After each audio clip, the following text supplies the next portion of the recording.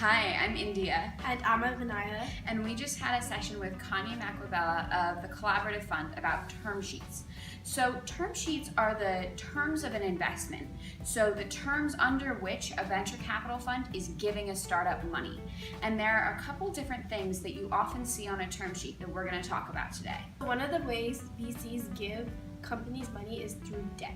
And the most common form of debt is through a convertible note, which is basically the VC gives the company money and the company says, we'll figure out the terms to which we can compensate you later. So basically it's like taking an IOU.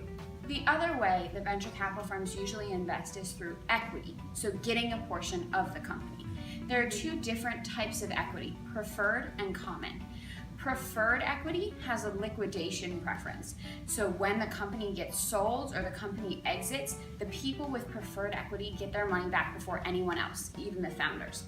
Common equity is what employees get from their option pool, and that doesn't have a liquidation preference. And in the option pool, basically it's a portion of the company set aside for equity for employees. So for example, if a CTO wanted to join the company and requested 1% of the company, they would get that 1% from the option pool.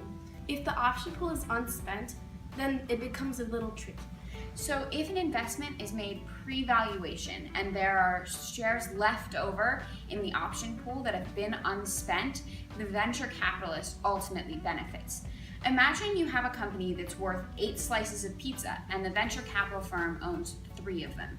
You take another 2 and you put them aside for your option pool, but you only end up giving out 1. So that 1 extra slice in your option pool disappears and the venture capital firm now owns 3 out of 7 pieces of pizza versus 3 out of 8, meaning that they have a more valuable share of your company now.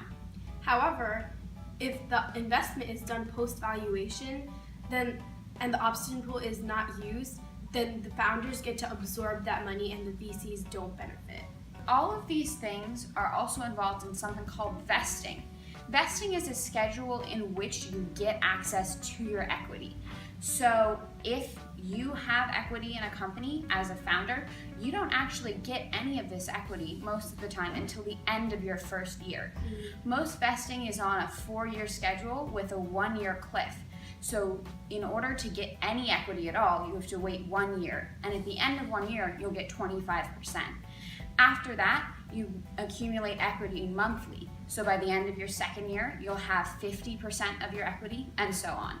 Preferred equity doesn't vest, but common equity does.